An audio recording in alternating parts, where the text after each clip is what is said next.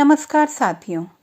निर्मल वर्मा जी द्वारा रचित कहानी परिंदे के भाग 1 में अब तक आपने सुना।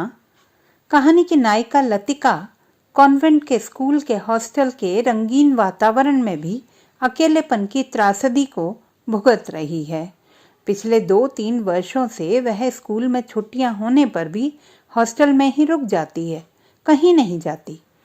कुछ वर्ष पूर्व उसके जीवन में ऐसा कुछ घटित हो चुका है जिसे वह चाहकर भी भूल नहीं सकी।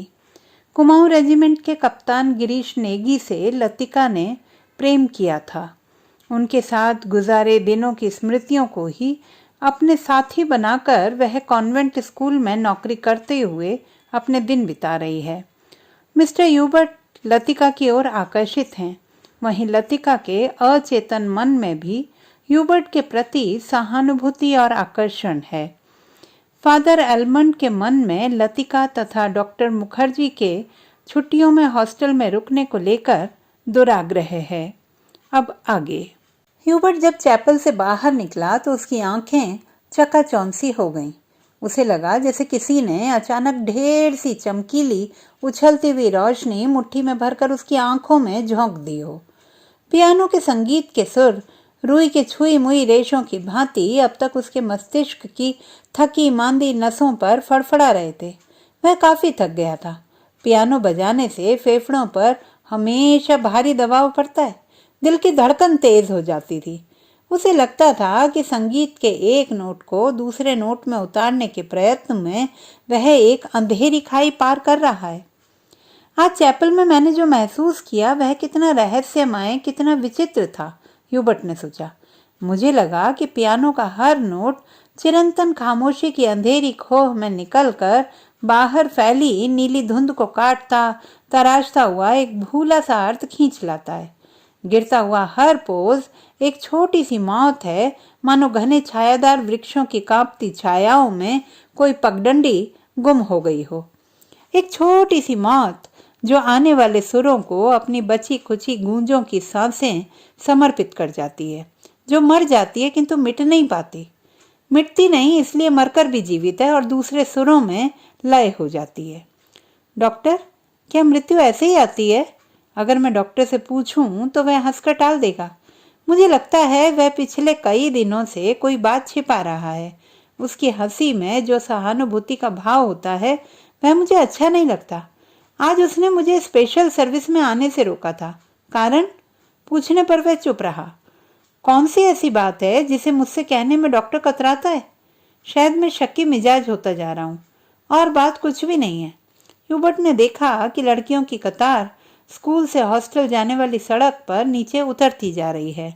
उजली धूप में उनके रंग बिरंगे रिबन, हल्की आसमानी रंग की फ्रॉकें और सफ़ेद पेटियां चमक रही हैं। सीनियर कैम्ब्रिज की कुछ लड़कियों ने चैपल की वाटिका से गुलाब के फूलों को तोड़कर अपने बालों में लगा लिया है। कंटोनमेंट के 3-4 सिपाही लड़कियों को देखते हुए अश्लील मजाक करते हुए हंस रहे हैं और कभी कभी किसी लड़की की ओर जरा सा झुककर सीटी बजाने लगते हैं। Hello mister Hubert. ह्यूबर्ट ने चौंक कर पीछे देखा। लतिका एक मोटा सा रजिस्टर बगल में दबाए खड़ी थी। आप अभी यहीं हैं? ह्यूबर्ट की दृष्टि लतिका पर टिकी रही। वह क्रीम रंग की पूरी बाहों की ऊनी जैकेट पहने हुए थी। कुमाऊनी लड़कियों की तरह लतिका का गला गोल था। धूप की तपन से पका गेहुआ रंग कहीं कहीं हल्का सा गुलाबी हो आया था, मानो बहुत धोने पर भी गुलाब के कुछ धब्बे इधर उधर रह गए हों। उन लड़कियों के नाम नोट करने थे जो कल जा रही हैं, सो पीछे रुकना पड़ा। आप भी तो कल जा रहे हैं मिस्टर ह्यूबर्ट? अभी तक तो यही इरादा था। यहाँ रुककर भी क्या करूँगा? आप स्कूल की ओर जा रही हैं? चलिए। पक्की सड़क पर लड़कियों की भीड़ जमा थी, इसलिए वे दोनों पोलो ग्राउंड का चक्कर काटती हुई पगडंडी से नीचे उतरने लगे। हवा तेज हो चली थी। चीड़ के पत्ते हर झोंके के संग टूट टूट कर पगडंडी पर ढेर लगाते जाते थे। ह्यूबर्ट रास्ता बनाने के लिए अपनी छड़ी से उन्हें बुहार कर दोनों ओर बिखेर देता। लतिका पीछे खड़ी हुई देखती रहती थी। अल्मोड़ा की ओर से आते हुए छोटे छोटे बादल रेशमी रुमालों से उमड़ते हुए सूरज के मुंह पर लिपटे से जाते थे और फिर हवा में बह निकलते थे। इस खेल में धूप कभी मंद फीकी सी पड़ जाती थी तो कभी अपना उजला आंचल खोलकर समूचे शहर को अपने में समेट लेती थी। लतिका तनिक आगे निकल गई। ह्यूबर्ट की सांस चढ़ गई थी और वह धीरे धीरे हाँफता हुआ पीछे से आ रहा था। जब वे पोलो ग्राउंड के पेवेलियन को छोड़कर मिलिट्री के दाईं ओर मुड़े तो लतिका ह्यूबर्ट की प्रतीक्षा करने के लिए खड़ी हो गई। उसे याद आया छुट्टियों के दिनों में जब कभी अकेले कमरे में बैठे बैठे उसका मन ऊब जाता था तो वह अक्सर टहलते हुए मिलिट्री तक चली आती थी। उससे सटी पहाड़ी पर चढ़कर वह बर्फ में ढके देवदार वृक्षों को देखा करती थी, जिनकी झुकी हुई शाखों से रुई के गोलों सी बर्फ नीचे गिरा करती थी। नीचे बाजार जाने वाली सड़क पर बच्चे स्लेज पर फिसला करते थे। वह खड़ी खड़ी बर्फ में छिपी हुई उस सड़क का अनुमान लगाया करती थी जो फादर एलमंड के घर से गुजरती हुई मिलिट्री अस्पताल और डाकघर से चर्च की सीढ़ियों तक जाकर गुम हो जाती थी। जो मनोरंजन एक दुर्गम पहेली को सुलझाने में होता है, वही लतिका को बर्फ में खोए रास्तों को खोज निकालने में हुआ करता था। आप बहुत तेज चलती हैं मिस लतिका। थकान से ह्यूबर्ट का चेहरा कुमला गया था। माथे पर पसीने की बूंदें छलक आई थी। कल रात आपकी तबीयत क्या कुछ खराब हो गई थी? आपने कैसे जाना? क्या मैं अस्वस्थ दिख रहा हूँ? ह्यूबर्ट के स्वर में हल्की सी खीज का आभास था। सब लोग मेरी सेहत को लेकर बात क्यों शुरू करते हैं? उसने सोचा। नहीं, मुझे तो पता भी नहीं चलता। वह तो सुबह करीमुद्दीन ने बातों ही बातों में जिक्र छेड़ दिया था। लतिका कुछ अप्रतिभ सी हो आई थी। कोई खास बात नहीं, वही पुराना दर्द शुरू हो गया था। अब बिल्कुल ठीक है।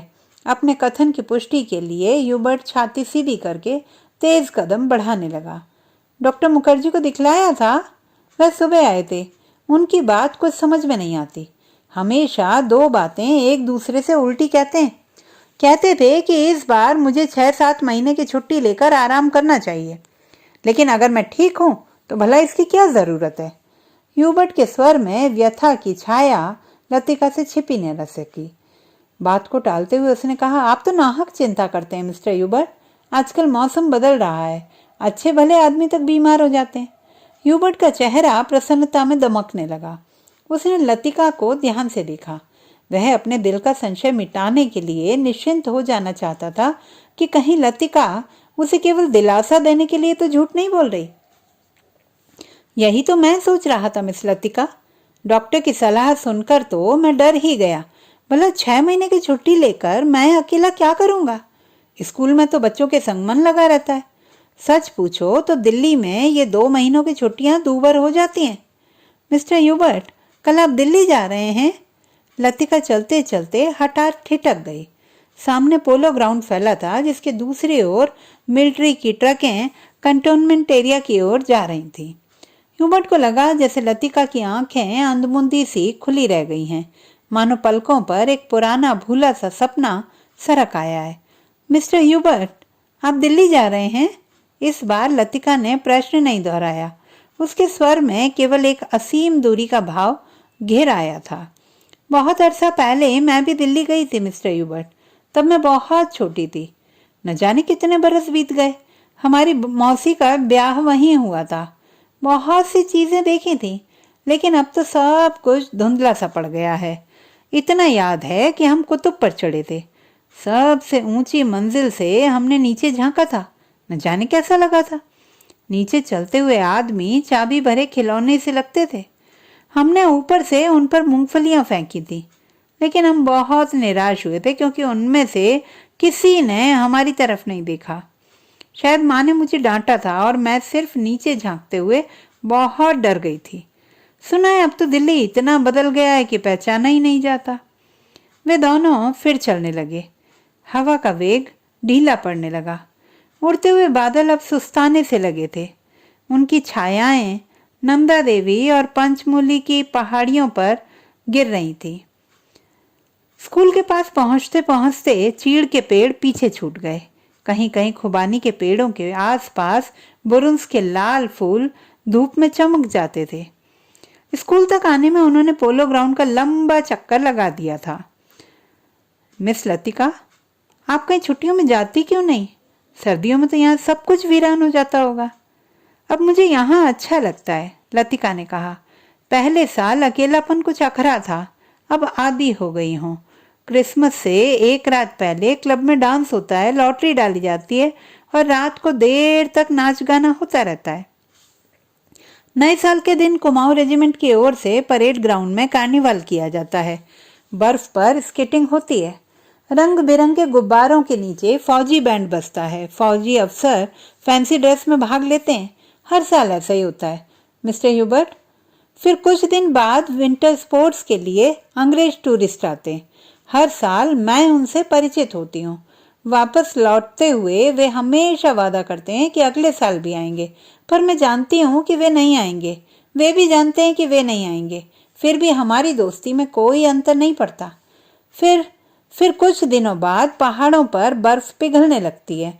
छुट्टियां खत्म होने लगती हैं। आप सब लोग अपने अपने घरों से वापस लौट आते हैं और मिस्टर ह्यूबर्ट पता भी नहीं चलता कि छुट्टियां कब शुरू हुई थी, कब खत्म हो गई। लतिका ने देखा कि ह्यूबर्ट उसकी ओर आतंक के भयाकुल दृष्टि से देख रहा है। वह सिट पिटाकर चुप हो गई। उसे लगा कि मानो वह इतनी देर में पागल सी अनर्गल प्रलाप कर रही हो। मुझे माफ करना मिस्टर ह्यूबर्ट, कभी कभी मैं बच्चों की तरह बातों में बहक जाती हूँ। मिस लतिका, ह्यूबर्ट ने धीरे से कहा। वह चलते चलते रुक गया था। लतिका ह्यूबर्ट के भारी स्वर से चौंक सी गई। क्या बात है मिस्टर ह्यूबर्ट? वह पत्र, उसके लिए मैं लज्जित हूँ। उसे आप वापस लौटा दें। समझ लें कि मैंने उसे कभी नहीं लिखा था। लतिका कुछ समझ न सकी। दिग्भ्रांत सी खड़ी हुई ह्यूबर्ट के पीले उद्विग्न चेहरे को देखती रही। ह्यूबर्ट ने धीरे से लतिका के कंधे पर हाथ रख दिया। कल डॉक्टर ने मुझे सब कुछ बता दिया। अगर मुझे पहले से मालूम होता तो। ह्यूबर्ट हकलाने लगा। मिस्टर ह्यूबर्ट, किंतु लतिका से आगे कुछ भी नहीं कहा गया। उसका चेहरा सफ़ेद हो गया था। दोनों चुपचाप कुछ देर तक स्कूल के गेट के बाहर खड़े रहे। मीडोज, पगडंडियों, पत्तों, छायाओं से घिरा हुआ छोटा सा द्वीप, मानो कोई घोंसला दो हरी घाटियों के बीच आ दबा हो। भीतर घुसते ही पिकनिक की काली आग से झुलसे हुए पत्थर, अधजली टहनियाँ, बैठने के लिए बिछाए गए पुराने अखबारों के टुकड़े इधर उधर बिखरे दिखाई दे जाते हैं। अक्सर टूरिस्ट पिकनिक के लिए यहाँ आते हैं। मीडोज को बीच में काटता हुआ टेढ़ा मेढ़ा बरसाती नाला बहता है जो दूर से धूप में चमकता हुआ सफ़ेद रिबन सा दिखाई देता है। यहीं पर काठ के तख्तों का बना हुआ टूटा सा पुल है जिस पर लड़कियां हिचकोले खाती हुई चल रही हैं। डॉक्टर मुखर्जी, आप तो सारा जंगल जला देंगे। मिस वुड ने अपनी ऊंची एड़ी के सैंडल में जलती हुई दिया सलाई को दबा डाला जो डॉक्टर ने सिगार सुलगाकर चीड़ के पत्तों के ढेर पर फेंक दी थी। वे नाले से कुछ दूर हटकर चीड़ के दो पेड़ों की गुथी हुई छाया के नीचे बैठे हुए थे। उनके सामने एक छोटा सा रास्ता नीचे पहाड़ी गांव की ओर जाता था, जहां पहाड़ की गोद में शक्करपारों के खेत एक दूसरे के नीचे बिछे हुए थे। दोपहर के सन्नाटे में भेड़ बकरियों के गलों में बंधी हुई घंटियों का स्वर हवा में बहता हुआ सुनाई दे जाता था। घास पर लेटे लेटे डॉक्टर सिगार पीते रहे। जंगल की आग कभी देखी है मिस वुड? एक अलमस्त नशे की तरह धीरे धीरे फैलती जाती है। आपने कभी देखी है डॉक्टर? मिस वुड ने पूछा। मुझे तो बड़ा डर लगता है। बहुत साल पहले शहरों को जलते हुए देखा था। डॉक्टर लेटे हुए आकाश की ओर ताक रहे थे। एक एक मकान ताश के पत्तों की तरह गिरता जाता है। दुर्भाग्यवश ऐसे अवसर देखने में बहुत कम आते हैं। आपने कहाँ देखा डॉक्टर? लड़ाई के दिनों में अपने शहर रंगून को जलते हुए देखा था। मिस वुड की आत्मा को ठेस लगी, किंतु फिर भी उनकी उत्सुकता शांत नहीं हुई। आपका घर, क्या वह भी जल गया था? डॉक्टर कुछ देर तक चुपचाप लेटा रहा। हम उसे खाली छोड़कर चले आए थे। मालूम नहीं बाद में क्या हुआ। अपने व्यक्तिगत जीवन के संबंध में कुछ भी कहने में डॉक्टर को कठिनाई महसूस होती है। डॉक्टर, क्या आप कभी वापस बर्मा जाने की बात नहीं सोचते? डॉक्टर ने अंगड़ाई ली और करवट बदलकर औंधे मुंह लेट गए। उनकी आंखें मुंद गईं और माथे पर बालों की लटें झूल आईं। सोचने से क्या होता है मिस वुड? जब बर्मा में था तब क्या कभी सोचा था कि यहाँ आकर उम्र काटनी होगी? लेकिन डॉक्टर, कुछ भी कह लो, अपने देश का सुख कहीं और नहीं मिलता। यहाँ तुम चाहे कितने वर्ष रह लो, अपने को हमेशा अजनबी ही पाओगे। डॉक्टर ने सिगार के धुएं को धीरे धीरे हवा में छोड़ दिया। दरअसल अजनबी तो मैं वहां भी समझा जाऊंगा मिस वुड। इतने वर्षों बाद वहां मुझे कौन पहचानेगा। इस उम्र में नए सिरे में रिश्ते जोड़ना काफी सिरदर्द का काम है। कम से कम मेरे बस की तो बात नहीं है। लेकिन डॉक्टर, आप कब तक इस पहाड़ी कस्बे में पड़े रहेंगे? इसी देश में रहना है तो किसी बड़े शहर में प्रैक्टिस शुरू कीजिए। प्रैक्टिस बढ़ाने के लिए कहाँ कहाँ भटकता फिरूंगा मिस वुड। जहाँ रहो वहीं मरीज मिल जाते हैं। यहाँ आया था कुछ दिनों के लिए, फिर मुद्दत हो गई और टिका रहा। जब कभी जी उबेगा कहीं चला जाऊंगा। जड़ें कहीं नहीं जमती तो पीछे भी नहीं छूटा जाता। मुझे अपने बारे में कोई गलतफहमी नहीं है मिस वुड, मैं सुखी हूँ। मिस वुड ने डॉक्टर की बात पर विशेष ध्यान नहीं दिया। दिल में वह हमेशा डॉक्टर को उच्छृंखल, लापरवाह और सनकी समझती रही है, किंतु डॉक्टर के चरित्र में उसका विश्वास है। न जाने क्यों, क्योंकि डॉक्टर ने जाने अनजाने में उसका कोई प्रमाण दिया हो, ये उसे याद नहीं पड़ता। मिस वुड ने एक लंबी ठंडी सांस भरी।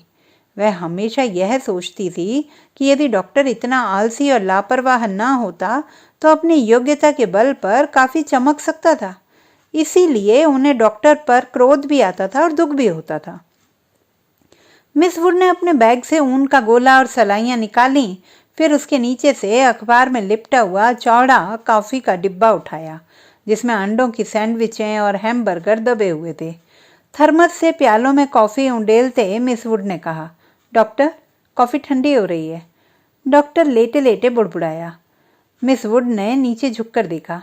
वह कोहनी पर सिर टिकाए चुपचाप सो रहा था। ऊपर का होंठ जरा सा फैल कर मुड़ गया था, मानो किसी से मजाक करने से पहले मुस्कुरा रहा हो। उसकी उंगलियों में दबा हुआ सिगार काफी नीचे झुका हुआ लटक रहा था। मेरी, व्हाट डू यू वांट? दूसरे स्टैंडर्ड में पढ़ने वाली मेरी ने अपनी चंचल चपल आंखें ऊपर उठाईं। लड़कियों का दायरा उसे घेरे हुए कभी पास आता था, कभी खिंचता चला जाता था। I want blue. दोनों हाथों को हवा में घुमाते हुए मेरी चिल्लाई। दायरा पानी की तरह टूट गया।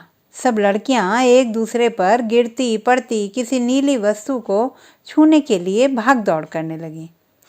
लंच समाप्त हो चुका था। लड़कियों के छोटे छोटे दल मिडोज में बिखर गए थे। ऊंची क्लास की कुछ लड़कियां चाय का पानी गर्म करने के लिए पेड़ों पर चढ़कर सूखी टहनियां तोड़ रही थीं। दोपहर की उस घड़ी में मीडोज अलसाया ऊँगता सा जान पड़ता था। हवा का कोई भूला भटका झोंका, चीड़ के पत्ते खड़खड़ा उठते थे।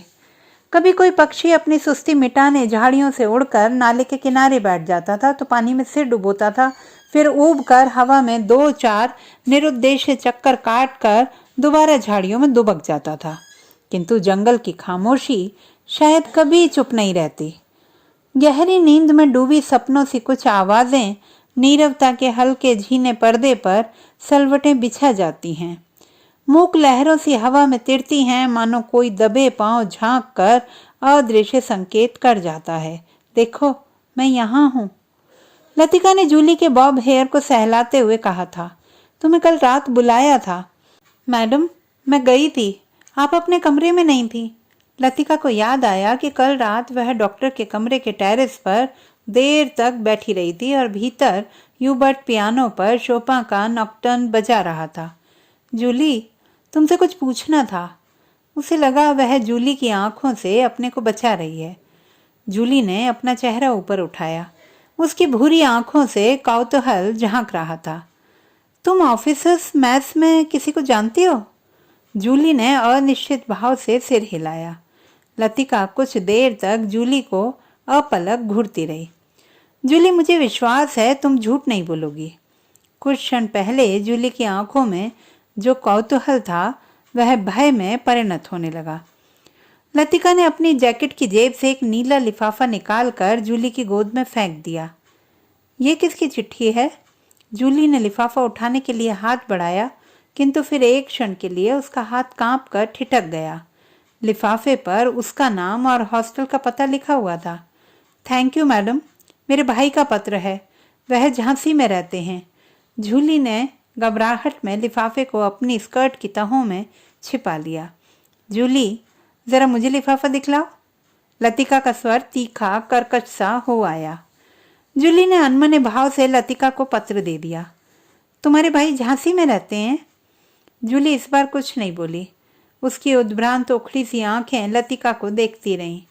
ये क्या है? जूली का चेहरा सफ़ेद फक पड़ गया। लिफाफे पर कुमाऊं रेजिमेंटल सेंटर की मुहर उसकी ओर घूर रही थी। कौन है यह? लतिका ने पूछा। उसने पहले भी हॉस्टल में उड़ती हुई अफवाह सुनी थी कि जूली को क्लब में किसी मिलिट्री ऑफिसर के संग देखा गया था, किंतु ऐसी अफवाहें अक्सर उड़ती रहती थी और उसने उस पर विश्वास नहीं किया था। जूली, तुम अभी बहुत छोटी हो। जूली के होंठ कांपे। उसकी आंखों में निरीह याचना का भाव घिर आया। अच्छा, अभी जाओ, तुमसे छुट्टियों के बाद बातें करूंगी। जूली ने ललचाई दृष्टि से लिफाफे की ओर देखा। कुछ बोलने को उद्यत भी हुई, फिर बिना कुछ कहे चुपचाप वापस लौट गई।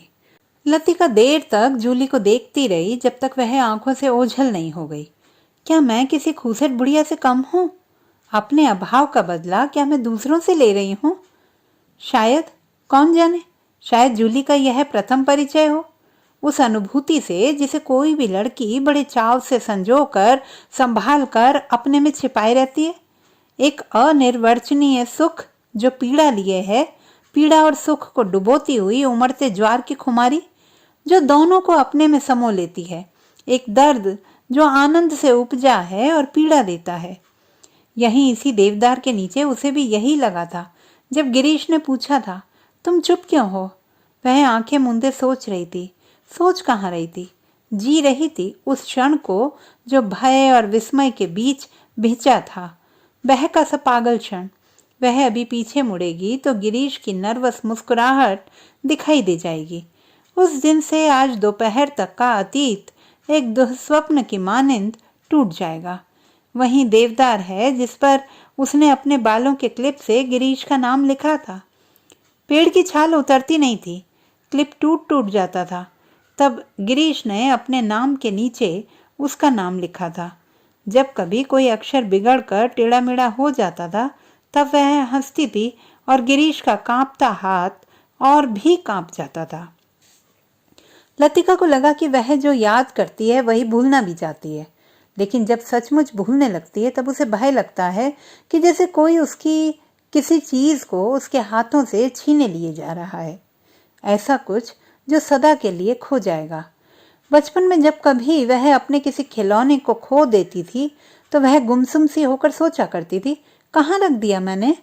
जब बहुत दौड़ धूप करने पर खिलौना मिल जाता तो वह बहाना करती कि अभी तो उसे खोज ही रही है कि वह उसे अभी मिला ही नहीं है। जिस स्थान पर खिलौना रखा होता जानबूझकर उसे छोड़कर घर के दूसरे कोनों में उसे खोजने का उपक्रम करती। तब खोई हुई चीज याद रहती, इसलिए भूलने का भय नहीं रहता था। आज वह उस बचपन के खेल का बहाना क्यों नहीं कर पाती? बहाना शायद करती है, उसे याद करने का बहाना, जो भूलता जा रहा है। दिन महीने बीत जाते हैं और वह उलझी रहती है। अनजाने में गिरीश का चेहरा धुंधला पड़ता जाता है। याद वह करती है, किंतु जैसे किसी पुरानी तस्वीर के धूल भरे शीशे को साफ कर रही हो। अब वैसा दर्द नहीं होता, सिर्फ उसको याद करती है जो पहले कभी होता था। तब उसे अपने पर ग्लानि होती है। वह फिर जानबूझकर उस घाव को कुरेदती है जो भरता जा रहा है, खुद ब खुद, उसकी कोशिशों के बावजूद भरता जा रहा है। देवदार पर खुदे हुए अधमिटे नाम लतिका की ओर निस्तब्ध निरीह भाव से निहार रहे थे। मीडोज के घने सन्नाटे में नाले पार से खेलती हुई लड़कियों की आवाजें गूंज जाती थीं। What do you want? What do you want? तितलियां, झिंगुर, जुगनू मीडोज पर उतरती हुई सांझ की छायाओं में पता ही नहीं चलता कि कौन की आवाज किसकी है। दोपहर के समय जिन आवाजों को अलग अलग करके पहचाना जा सकता था, अब वे एक स्वरता की अविरल धारा में घुल गई थीं। घास से अपने पैरों को पहुंचता हुआ कोई रेंग रहा है। झाड़ियों के झुरमुट से परों को फड़फड़ाता हुआ झपट कर कोई ऊपर में उड़ जाता है, किंतु ऊपर देखो तो कहीं कुछ भी नहीं है। मीडोज के झरने का गड़गड़ाता स्वर जैसे अंधेरी सुरंग में झपाटे से ट्रेन गुजर गई हो और देर तक उमगे सीटियों और पहियों की चित्कार उसमें गूंज रही हो। पिकनिक कुछ देर तक और चलती, किंतु बादलों की तहें एक दूसरे पर चढ़ती जा रही थीं। पिकनिक का सामान बटोरा जाने लगा। मीडोज के चारों ओर बिखरी हुई लड़कियां मिस वुड के इर्द गिर्द जमा होने लगीं। अपने संग वे अजीबोगरीब चीजें लाई थी। कोई किसी पक्षी के टूटे पंख को बालों में लगाए हुए थी, तो किसी ने पेड़ की टहनी को चाकू से छील कर छोटी सी बैंत बना ली थी। ऊंची क्लास की कुछ लड़कियों ने अपने अपने रुमालों में नाले से पकड़ी हुई छोटी छोटी बालिश भर की मछलियों को दबा रखा था, जिन्हें मिस वुड से छिपाकर वे एक दूसरे को दिखा रही थी। मिस वुड लड़कियों की टोली के संग आगे निकल गई। मिडोज से पक्की सड़क तक 3-4 फर्लांग की चढ़ाई थी। लतिका हाँफने लगी। डॉक्टर मुखर्जी सबसे पीछे आ रहे थे। लतिका के पास पहुंचकर वह ठिठक गए। डॉक्टर ने दोनों घुटनों को जमीन पर टेकते हुए सिर झुकाकर एलिजाबेथ यूगीन अंग्रेजी में कहा, मैडम, आप इतनी परेशान क्यों नजर आ रही हैं? और डॉक्टर की नाटकीय मुद्रा को देखकर लतिका के होंठों पर एक थकी सी ढीली ढीली मुस्कुराहट बिखर गई। प्यास के मारे गला सूख रहा है और यह चढ़ाई है कि खत्म होने में ही नहीं आती। डॉक्टर ने अपने कंधे पर लटकते हुए थर्मस को उतार कर लतिका के हाथों में देते हुए कहा, थोड़ी सी कॉफी बची है, शायद कुछ मदद कर सके। पिकनिक में तुम कहाँ रह गए डॉक्टर? कहीं दिखाई नहीं दिए। दोपहर भर सोता रहा मिस वुड के संग। मेरा मतलब मिस वुड पास बैठी थी। मुझे लगता है मिस वुड मुझसे मोहब्बत करती हैं। कोई भी मजाक करते समय डॉक्टर अपनी मूंछों के कोनों को चबाने लगता है। क्या कहती थी? लतिका ने थर्मस से कॉफी को मुंह में उंडेल लिया। शायद कुछ कहती, लेकिन बदकिस्मती से बीच में ही मुझे नींद आ गई थी। मेरी जिंदगी के कुछ खूबसूरत प्रेम प्रसंग कमबख्त इसी नींद के कारण अधूरे रह गए हैं। और इस दौरान जब दोनों बातें कर रहे थे, उनके पीछे मीडोज और मोटर रोड के संग चढ़ती हुई चीड़ और बांज के वृक्षों की कतारें सांझ के घिरते अंधेरे में डूबने लगी। मानो प्रार्थना करते हुए उन्होंने चुपचाप अपने सिर नीचे झुका लिए हों। इन्हीं पेड़ों के ऊपर बादलों में गिरजे का क्रॉस कहीं उलझा पड़ा था। उसके नीचे पहाड़ों की ढलान पर बिछे हुए खेत भागती हुई गिलहरियों से लग रहे थे, मानो किसी की टोह में स्तब्ध ठिठक गई हों। डॉक्टर, मिस्टर ह्यूबर्ट पिकनिक पर नहीं आए? डॉक्टर मुखर्जी टॉर्च जलाकर लतिका के आगे आगे चल रहे थे। मैंने उन्हें मना कर दिया था। किस लिए? अंधेरे में पैरों के नीचे दबे हुए पत्तों की चरमराहट के अतिरिक्त कुछ सुनाई नहीं देता था। डॉक्टर मुखर्जी ने धीरे से खांसा। पिछले कुछ दिनों से मुझे संदेह होता जा रहा है कि ह्यूबर्ट की छाती का दर्द मामूली दर्द नहीं है। डॉक्टर थोड़ा सा हंसा, जैसे उसे अपनी यह गंभीरता अरुचिकर लग रही हो। डॉक्टर ने प्रतीक्षा की कि शायद लतिका कुछ कहेगी, किंतु लतिका चुपचाप उसके पीछे चल रही थी। यह मेरा महज शक है, शायद मैं बिल्कुल गलत हूँ, किंतु यह बेहतर होगा कि वह अपने एक फेफड़े का एक्सरे करा लें। इसे कम से कम कोई भ्रम तो नहीं रहेगा। आपने मिस्टर ह्यूबर्ट से इसके बारे में कुछ कहा है? अभी तक तो कुछ नहीं कहा। ह्यूबर्ट जरा सी बात पर चिंतित हो उठता है, इसलिए कभी साहस ही नहीं हो पाता। डॉक्टर को लगा कि उसके पीछे आते हुए लतिका के पैरों का स्वर सहसा बंद हो गया है। उन्होंने पीछे मुड़कर देखा। लतिका बीच सड़क पर अंधेरे में छाया सी चुपचाप निश्चल खड़ी है। डॉक्टर, लतिका का स्वर भर्राया हुआ था। क्या बात है मिस लतिका, आप रुक क्यों गई? डॉक्टर, क्या मिस्टर ह्यूबर्ट? डॉक्टर ने अपनी टॉर्च की मध्यम रोशनी लतिका पर दी। उसने देखा लतिका का चेहरा एकदम पीला पड़ गया है और वह रह रह कर पत्ते सी कांप जाती है। मिस लतिका, क्या बात है? आप तो बहुत डरी हुई सी जान पड़ती हैं। कुछ नहीं डॉक्टर, मुझे कुछ याद आ गया था। वे दोनों फिर चलने लगे। कुछ दूर जाने पर उनकी आंखें ऊपर उठ गईं। पक्षियों का एक बेड़ा धूमिल आकाश में त्रिकोण बनाता हुआ पहाड़ों के पीछे से उनकी ओर आ रहा था। लतिका और डॉक्टर सिर उठाकर इन पक्षियों को देखते रहे। लतिका को याद आया, हर साल सर्दी की छुट्टियों से पहले ये परिंदे मैदानों की ओर उड़ते हैं। कुछ दिनों के लिए बीच के इस पहाड़ी स्टेशन पर बसेरा करते हैं, प्रतीक्षा करते हैं बर्फ के दिनों की, जब वे नीचे अजनबी अनजाने देशों में उड़ जाएंगे। क्या वे सब भी प्रतीक्षा कर रहे हैं? वह, डॉक्टर मुखर्जी, मिस्टर रॉबर्ट, लेकिन कहाँ के लिए? हम कहाँ जाएंगे? किंतु उसका कोई उत्तर नहीं मिला। उस अंधेरे में मीडोज के झरने के भुतैले स्वर और चीड़ के पत्तों की सरसराहट के अतिरिक्त कुछ सुनाई नहीं देता था। लतिका हड़बड़ाकर चौंक गई। अपनी छड़ी पर झुका डॉक्टर धीरे धीरे सीटी बजा रहा था। मिस लतिका, जल्दी कीजिए, बारिश शुरू होने वाली है। हॉस्टल पहुंचते पहुंचते बिजली चमकने लगी थी, किंतु उस रात बारिश देर तक नहीं हुई। बादल बरसने भी नहीं पाते थे कि हवा के थपेड़ों से धकेल दिए जाते थे। दूसरे दिन तड़के ही बस पकड़नी थी, इसलिए डिनर के बाद लड़कियां सोने के लिए अपने अपने कमरों में चली गई थीं। जब लतिका अपने कमरे में गई, उस समय कुमाऊं रेजिमेंटल सेंटर का बिगुल बज रहा था।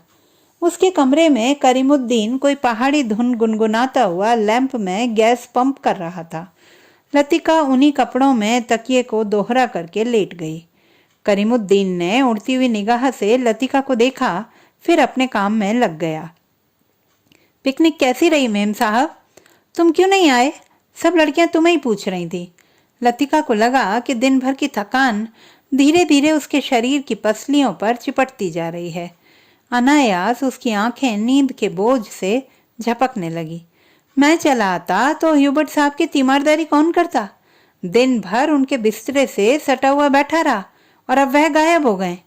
करीमुद्दीन ने कंधे पर लटकते हुए मैले कुचैले तौलिए को उतारा और लैंप के शीशों की गर्द को पोंछने लगा। लतिका की अधमुंदी आंखें खुल गईं। क्या ह्यूबर्ट साहब अपने कमरे में नहीं है? खुदा जाने इस हालत में कहाँ भटक रहे। पानी गर्म करने कुछ देर के लिए बाहर गया था, वापस आने पर देखता हूँ कि कमरा खाली पड़ा है। करीमुद्दीन बड़बड़ाता हुआ बाहर चला गया। लतिका ने लेटे लेटे पलंग के नीचे चप्पलों को पैरों से उतार दिया। ह्यूबर्ट इतनी रात कहाँ गए? किंतु लतिका की आंखें फिर झपक गईं। दिन भर की थकान ने सब परेशानियों प्रश्नों पर कुंजी लगा दी थी। मानो दिन भर आंख मिचौनी खेलते हुए उसने अपने कमरे में दैया को छू लिया था। अब वह सुरक्षित थी। कमरे की चार दीवारी के भीतर उसे कोई नहीं पकड़ सकता। दिन के उजाले में वह गवाह थी, मुजरिम थी, हर चीज का उसमें तकाजा था। अब इस अकेलेपन में कोई गिला नहीं, उलाहना नहीं, सब खींचातानी खत्म हो गई है। जो अपना है वह बिल्कुल अपना सा हो गया है। उसका दुख नहीं, अपनाने की फुर्सत भी नहीं। लतिका ने दीवार की ओर मुंह घुमा लिया। लैंप के फीके आलोक में हवा में कांपते पर्दों की छायाएं हिल रही हैं। बिजली कड़कने से खिड़कियों के शीशे चमक चमक जाते थे। दरवाजे चटकने लगते थे, जैसे कोई बाहर से धीमे धीमे खटखटा रहा हो। कॉरिडोर से अपने अपने कमरों में जाती हुई लड़कियों की हंसी, बातों के कुछ शब्द, फिर सब कुछ शांत हो गया। किंतु फिर भी देर तक कच्ची नींद में वह लैंप का धीमा सा सी सी स्वर सुनती रही। कब वह स्वर भी मौन का भाग बनकर मूक हो गया, उसे पता ही न चला। कुछ देर बाद उसको लगा कि सीढ़ियों से कुछ दबी आवाजें ऊपर आ रही हैं। बीच बीच में कोई चिल्ला उठता है और फिर सहसा आवाज धीमी पड़ जाती है। मिस लतिका, जरा अपना लैंप ले आइए। कॉरिडोर के जीने से डॉक्टर मुखर्जी की आवाज आई थी। कॉरिडोर में अंधेरा था। वह 3-4 सीढ़ियां नीचे उतरी, लैंप नीचे किया। सीढ़ियों से सटे जंगले पर ह्यूबर्ट ने अपना सिर रख दिया था। उसकी एक बांह जंगले के नीचे लटक रही थी और दूसरी डॉक्टर के कंधे पर झूल रही थी, जिसे डॉक्टर ने अपने हाथों में जकड़ रखा था। मिस लतिका, लैंप जरा और नीचे झुका दीजिए। Hubert, Hubert! डॉक्टर ने ह्यूबर्ट को सहारा देकर ऊपर खींचा। ह्यूबर्ट ने अपना चेहरा ऊपर किया। विस्की की तेज बू का झोंका लतिका के सारे शरीर को झिंझोड़ गया। ह्यूबर्ट की आंखों में सुर्ख डोरे खिंच आए थे। कमीज का कॉलर उल्टा हो गया था और टाई की गांठ ढीली होकर नीचे खिसक आई थी। लतिका ने कांपते हाथों से लैंप सीढ़ियों पर रख दिया और आप दीवार के सहारे खड़ी हो गई। उसका सिर चकराने लगा था। In a back lane of a city there is a girl who loves me, Hubert हिचकियों के बीच गुनगुना उठता था। Hubert please please. डॉक्टर ने ह्यूबर्ट के लड़खड़ाते शरीर को अपनी मजबूत गिरफ्त में ले लिया। मिस लतिका, आप लैंप लेकर आगे चलिए। लतिका ने लैंप उठाया। दीवार पर उन तीनों की छायाएं डगमगाने लगी। In a back lane of the city there is a girl who loves me. Hubert doctor Mukherjee के कंधे पर सिर टिकाए अंधेरी सीढ़ियों पर उल्टे सीधे पैर रखता चढ़ रहा था। डॉक्टर, हम कहाँ हैं? ह्यूबर्ट सहसा इतने जोर से चिल्लाया कि उसकी लड़खड़ाती आवाज सुनसान अंधेरे में कॉरिडोर की छत से टकराकर देर तक हवा में गूंजती रही। ह्यूबर्ट! डॉक्टर को एकदम ह्यूबर्ट पर गुस्सा आ गया।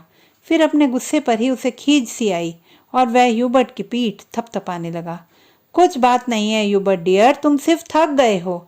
रॉबर्ट ने अपनी आंखें डॉक्टर पर गड़ा दी। उनमें एक भयभीत बच्चे की सी कातरता झलक रही थी, मानो डॉक्टर के चेहरे से वह किसी प्रश्न का उत्तर पा लेना चाहता था। ह्यूबर्ट के कमरे में पहुंचकर डॉक्टर ने उसे बिस्तरे पर लिटा दिया। ह्यूबर्ट ने बिना किसी विरोध के चुपचाप जूते मोजे उतरवा लिए। जब डॉक्टर ह्यूबर्ट की टाई उतारने लगा तो ह्यूबर्ट अपनी कोहनी के सहारे उठा। कुछ देर तक डॉक्टर को आंखें फाड़ते हुए घूरता रहा, फिर धीरे से उसका हाथ पकड़ लिया। डॉक्टर, क्या मैं मर जाऊंगा? कैसी बातें करते हो ह्यूबर्ट? डॉक्टर ने हाथ छुड़ाकर धीरे से ह्यूबर्ट का सिर तकिए पर टिका दिया। Good night Hubert. Good night doctor. Hubert ने करवट बदल ली। Good night mister Hubert.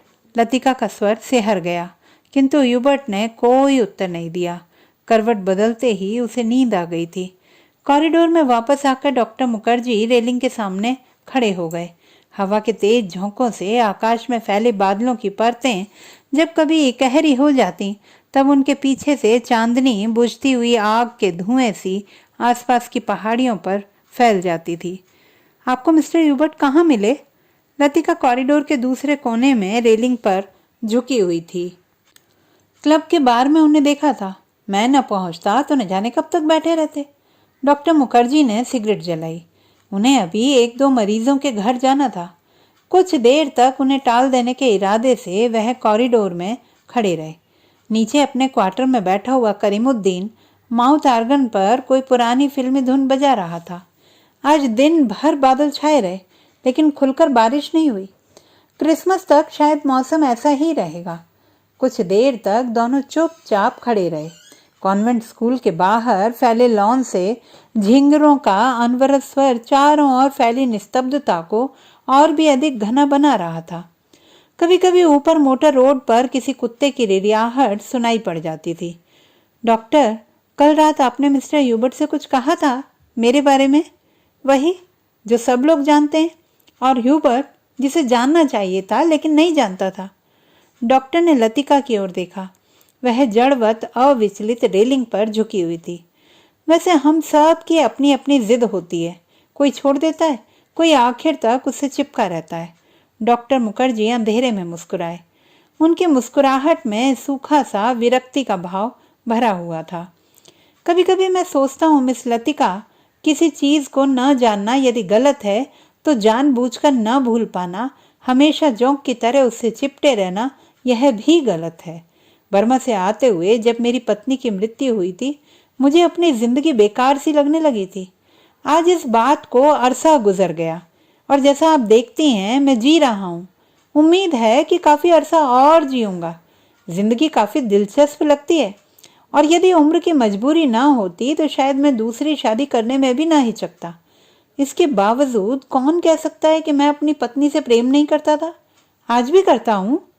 लेकिन डॉक्टर, लतिका का गला रुंध आया था।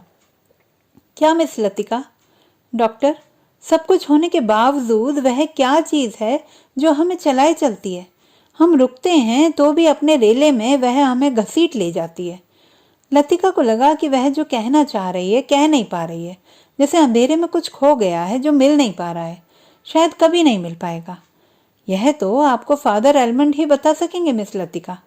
डॉक्टर की खोखली हंसी में उनका पुराना सनकीपन उभर आया था। अच्छा चलता हूँ मिस लतिका, मुझे काफी देर हो गई है। डॉक्टर ने दिया सलाई जलाकर घड़ी को देखा। Good night miss Latika. Good night doctor. Doctor के जाने पर लतिका कुछ देर तक अंधेरे में रेलिंग से सटी खड़ी रही। हवा चलने से कॉरिडोर में जमा हुआ कोहरा सिहर उठता था। शाम को सामान बांधते हुए लड़कियों ने अपने अपने कमरे के सामने जो पुरानी कॉपियों, अखबार और रद्दी के ढेर लगा दिए थे, वे सब अब अंधेरे कॉरिडोर में हवा के झोंकों से इधर उधर बिखरने लगे थे। लतिका ने लैंप उठाया और अपने कमरे की ओर जाने लगी। कॉरिडोर में चलते हुए उसने देखा जूली के कमरे से प्रकाश की एक पतली रेखा दरवाजे के बाहर खिंच आई है। लतिका को कुछ याद आया। वह कुछ क्षणों तक सांस रोके जूली के कमरे के बाहर खड़ी रही। कुछ देर बाद उसने दरवाजा खटखटाया। भीतर से कोई आवाज नहीं आई। लतिका ने दबे हाथों से हल्का सा धक्का दिया। दरवाजा खुल गया। जूली लैंप बुझाना भूल गई थी। लतिका धीरे धीरे दबे पांव जूली के पलंग के पास चली आई। जूली का सोता हुआ चेहरा लैंप के फीके आलोक में पीला सा दिख रहा था। लतिका ने अपनी जेब से वही नीला लिफाफा निकाला और उसे धीरे से जूली के तकिए के नीचे दबाकर रख दिया। तो दोस्तों, ये थी हमारी आज की कहानी। आपको कैसी लगी कमेंट बॉक्स में लिखना ना भूलें। चैनल को सब्सक्राइब करें, लाइक करें और मित्रों के साथ शेयर करें।